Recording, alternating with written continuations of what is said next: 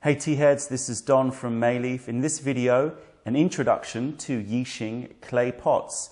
In this video, I'm going to talk about why Yixing clay pots are so desirable, how to spot a good one from a bad one, and also teach you how to prepare and season your Yixing clay pot. If at any point in time you enjoyed this video, then please give the video the thumbs up. The more thumbs in the air, the more tea videos are going to come your way. And if you haven't subscribed to our YouTube channel yet, then go click that button.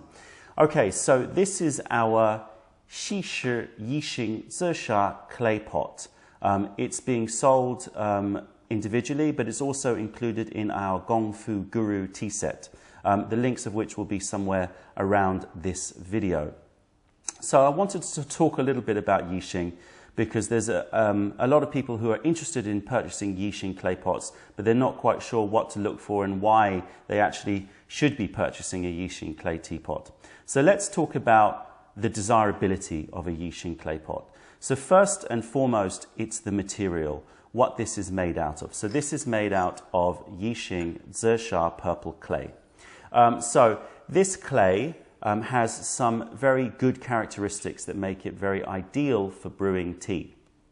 The first of which is very rich in many minerals. So iron oxide, kaolinite, there's lots of different minerals inside this clay which actually interact and react with tea whilst you're brewing to change the flavor slightly and bring a certain smoothness to the tea and a reduction in the astringency of the tea.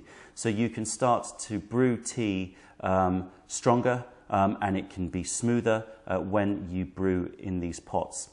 The second characteristic of this clay is its slow heat conductivity. So it loses heat very slowly. That means that you can maintain a very consistent brewing temperature whilst you're brewing. Again, that helps with the brew. It means that the brew is much more controllable and that you can brew at high heats for longer periods of time, so you can extract more from the leaf. The third characteristic of this clay is its porosity. So this is an unglazed clay teapot. So very different from a porcelain or a glazed teapot. This actually allows the essences and essential oils of the tea to start to actually be absorbed into the pores of the clay. So it has an ability, this clay teapot, to actually breathe.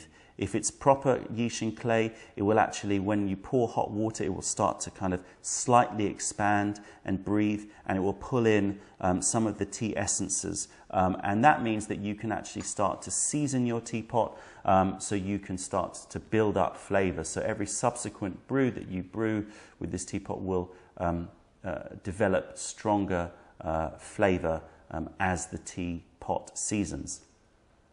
Apart from the material, Yixing clay teapots are a wonderful shape and size. So this is the Zisha shape, so it's a very classic shape, very kind of wide shape.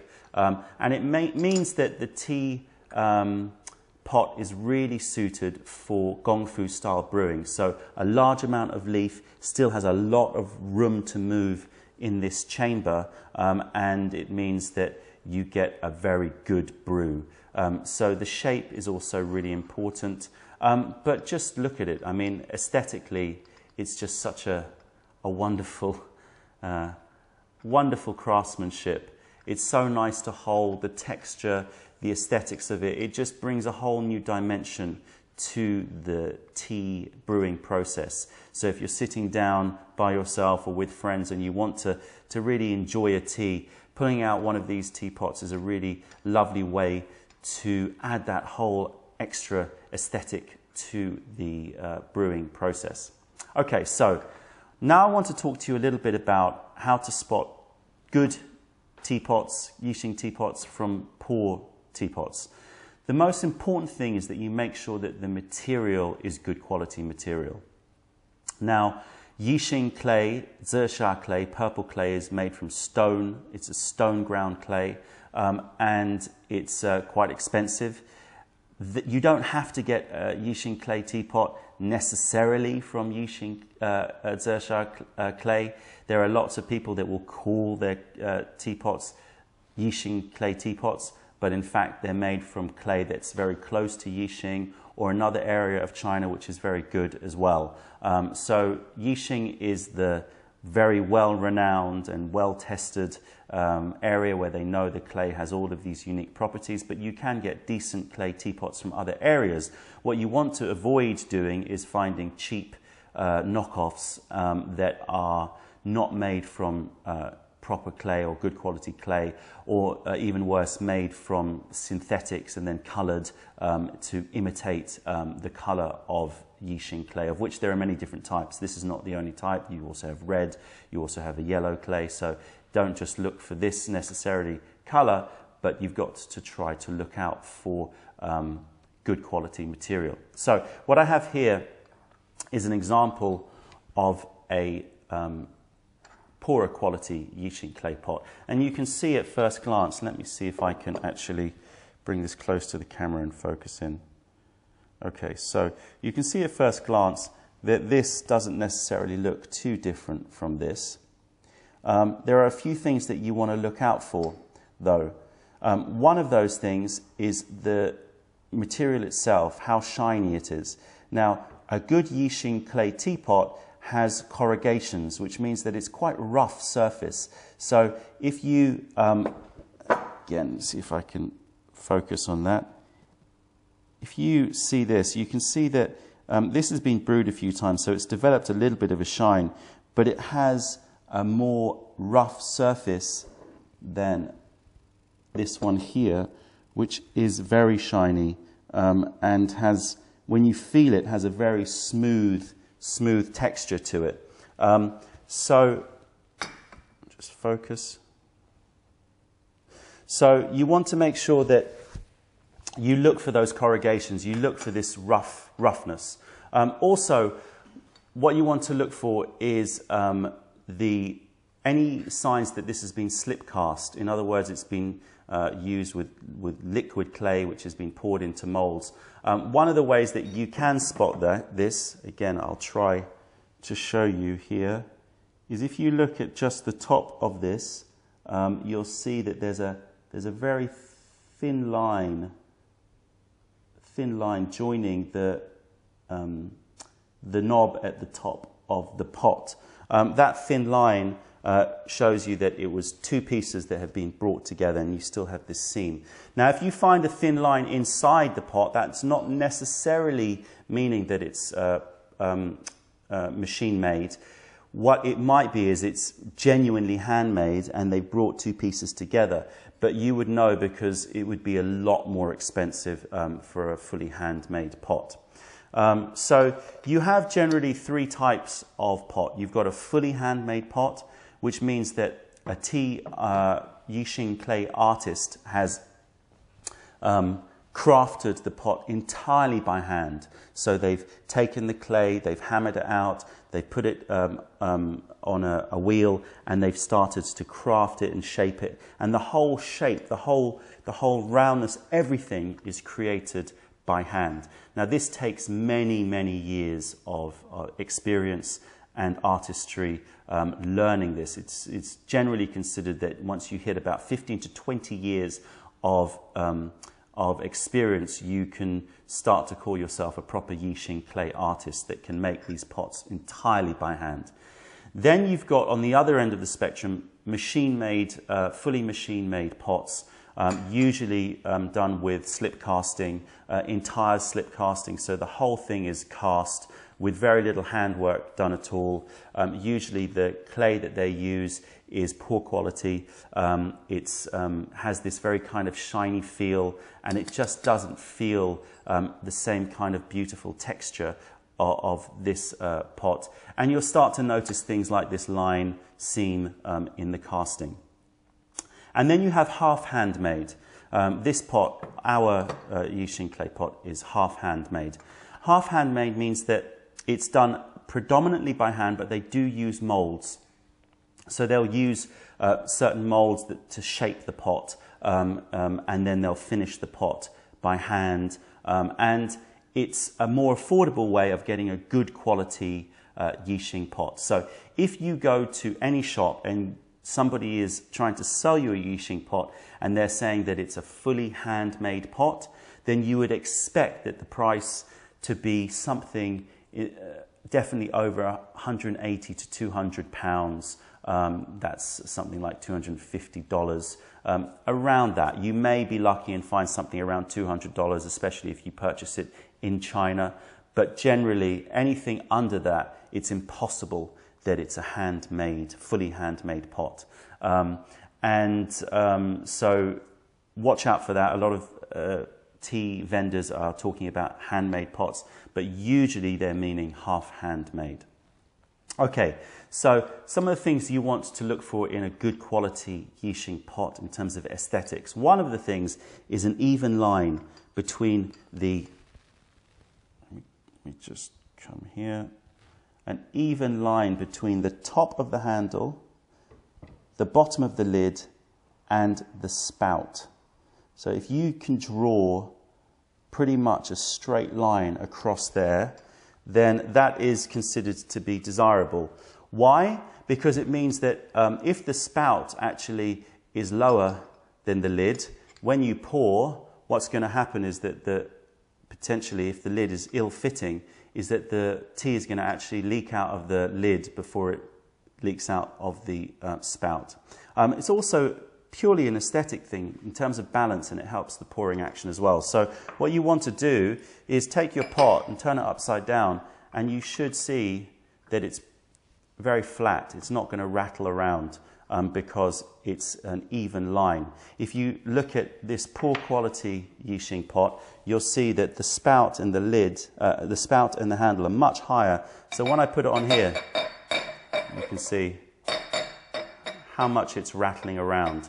So that's something to look out for. Another thing that you should look out for is the fit of the lid. So if you take a look at our pot, and I try to move the lid, I'll put it next to the microphone. Yes, there's a little bit of give, a tiny bit of give. So if it was a fully handmade, it would be almost impossible to hear any rattle here. So there's a tiny bit of a rattle, but generally this is a very good fitting pot. You can hear it as it slides in, how it glides against the edge. Whereas this one here, can you hear that? So this one here has a really big rattle. There's a lot of space between the lid and the inside rim of the pot. And why is that important? Well, a tighter fitting lid means that it's going to keep the heat for longer. It also means that you can pour water, boiling water, over the pot, and water's not going to go in. And it also helps with controllability, because when you're pouring this, you've got a little hole at the top of this lid. If you push that hole, you can actually stop the pour, in the same way as if you took a straw and you put your thumb on a straw, you can lift it out of a drink, and then as you release your thumb, the liquid releases. So it means that you have more control over your pouring action as well. So these are some of the things that you should look for when you're looking for a Yixing clay teapot. Okay, so let's talk a little bit about the seasoning of the teapot. One of the things that is desirable about Yixing clay, as I said, is that it's porous, which means that as you brew tea in it, it will start to absorb the essence and flavor of the tea. Now, this is a very slow process. A lot of people kind of are thinking that this is something that will happen, you know, after 10 or 15 sessions. This takes time, and it's something to be celebrated. It's something that when you invest in a Yixing clay teapot, it's something that comes on this journey with you as you're drinking more tea. And it will start to absorb the flavors of the tea. But over time, I'm talking hundreds of brews before you'll start to notice a difference. Another thing that a lot of tea aficionados like to develop is something called the patina, which is a shiny surface to the Yixing clay pot. So when you first buy this pot, it's going to look very rough, as I said, lovely textured, but a little bit dull looking, a little bit lifeless.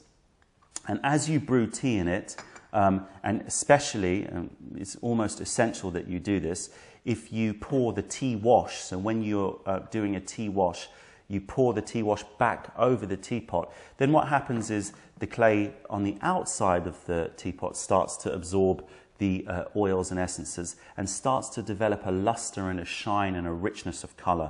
And if after, every 10 or 15 sessions, you just take a towel or something and a soft cloth and you buff the dry pot, you'll start to develop a lovely shine or patina on the clay pot, which is a representation of how much tea you're drinking and, the journey that you're going on drinking this tea. But as I said, the seasoning process is subtle. It's not something that's going to be instant. If you want to speed up that seasoning process, then I'll tell you a little bit in a second how to do that. Okay, so the question that a lot of people ask me is, should I use one pot for one type of tea? So given the fact that the teapot absorbs the essences and flavors of the tea, a lot of people like to reserve a teapot for a particular type of tea. So for example, a pu'er, a raw pu'er, maybe a cooked pu'er teapot, maybe a dark oolong teapot, maybe a light oolong teapot. Generally, it's not considered necessary to use a Yixing clay teapot for green teas or white teas. The reason for that is you usually don't want to brew at a very hot temperature for a longer period of time, and these are really suited for brewing high temperature for long periods of time. But certainly a lot of people like to choose one type of tea, or some people are very particular and they say, no, I only want Fujianese black tea, or I only want raw tea from a particular mountain, raw pu'er from a particular mountain. So you can get very specific if you wish. I personally feel that the worst thing you can do if you buy this teapot is you restrict its use. So if you are if you're buying this teapot for one type of tea, then make sure it's the type of tea that you drink the most of. Otherwise, this is just going to sit on your shelf, and that's not really what you want when you're spending your hard-earned money on a nice teapot. I also don't think that there's anything wrong in mixing tea types in a Yixing pot, and I know that a lot of people out there will think that that's heresy, that you should never mix teas. I personally think that it's a matter of choice. If you are happy for the teapot to cure and season in oolongs, in pu'ers, in ripes, and just develop a lovely kind of rounded tea flavor that will add complexity and some richness to anything you brew in here, then go ahead. I don't think you should restrict yourself. And as you start to appreciate Yixing clay, you can start to buy another one and reserve it for your very special oolong teas. So it's a complete personal choice. But make sure you make that decision before you do your first brewing. And if you do want to use the clay teapot for different types of tea, and you're buying many of the same, like we have here, then the easiest thing to do is just take a very sharp knife and just put a little scratch on the bottom of your teapot. One scratch could mean light oolongs, 2 scratches dark oolongs, 3 scratches could be raw pu'ers. You can create your own little code for yourself, but it just means that you can always check which tea you need to be brewing in this teapot. Okay, quickly before we go, I'm going to talk to you about how to prepare your teapot and how to season your teapot. So preparing your teapot is something that you must do when you buy a clay teapot. The clay teapot, as I said, is unglazed, so it will still have particulates of clay, and you want to clean the pot completely, and you also want to open up the pores of the clay and prepare it for its first brew. In order to do that, it's very simple. There are many different advice given out on the internet, but I think the most simple way to do this is take the pot, wash the pot with cold water a few times, just give it a rinse. Then take a saucepan, put a tea towel into the bottom of the saucepan, fill the saucepan up with cold water, submerge the pot and the lid separately in the saucepan, and the tea towel is to stop the risk, is to prevent the Yixing clay pot from breaking as it moves around. If it hits the bottom of the saucepan, there is the potential that it will break. Cover the saucepan, turn on the heat, bring the water to a gentle boil, and then turn down the heat and keep it gently simmering away for about half an hour. After that, you just leave the water to start to cool down, and then remove the teapot and allow it to dry thoroughly. This way, it's been cleaned of any clay particulates and is ready for your first brew. Now, if you want to speed up the seasoning process, so you want to start to build flavor in the teapot as quickly as possible, then what you can do is take the same method, so the tea towel, the cold water in a saucepan after you've done the cleaning process. So this doesn't replace the cleaning process, this is afterwards. You then fill the pot with the tea of your choice, and then submerge with the lid again separately into the water. Now, some of the tea leaves are going to escape, but the majority of them will stay in the teapot. You turn on the heat. Again, you bring the water to a gentle boil. You leave it simmering away for 30 minutes. Then you turn down the heat and then leave the teapot and the lid in the tea, as it will be, the strong tea, for 12 to 24 hours. And then remove and then wash and dry your teapot. And that will start to speed up the seasoning process. This is something that some people do. I don't particularly like to do this because I think that, you know, the whole joy is the natural seasoning of these teapots. And with strong tea that's been boiling for 30 minutes, you may start to get some of the bitter flavors which you don't want to impart into the teapot. But it's very, very subtle, and you can certainly use this method if you want to speed up the seasoning process. In terms of washing these things, make sure you don't use any detergent, any washing up liquid. You are only washing with warm water. So, you know, usually when you're brewing, you have some hot water left over in the kettle. Just rinse it all out, rinse all the leaves out, and that's all the washing that you need to do. Make sure that you don't just then take the lid, put it on your shelf, because the clay inside is wet and you want the clay to dry completely. So just taking the teapot, putting it upside down over a towel, just let it dry naturally. Otherwise it will start to develop mustiness and horrible kind of stewed notes that you don't want in your tea. Okay. That's it, tea heads. I'm going to make another video on how to brew with a Yixing clay teapot, so look out for that. And I'll also do another video on how to do a taste test between Yixing clay and porcelain or glassware. But that's all for today. If you made it to the end of this video, then please give the video the thumbs up. Check out our YouTube playlists and let us know if there are any videos that you would like us to make. If you're ever in London, then come visit us in Camden Town to say hi and taste our wares. If you have any questions or comments, then fire them over. Other than that, I'm Don May from Mayleaf. Thank you for being a part of the revelation of true tea. Stay away from the tea bags, keep drinking the good stuff, and spread the word, because nobody deserves bad tea. Bye.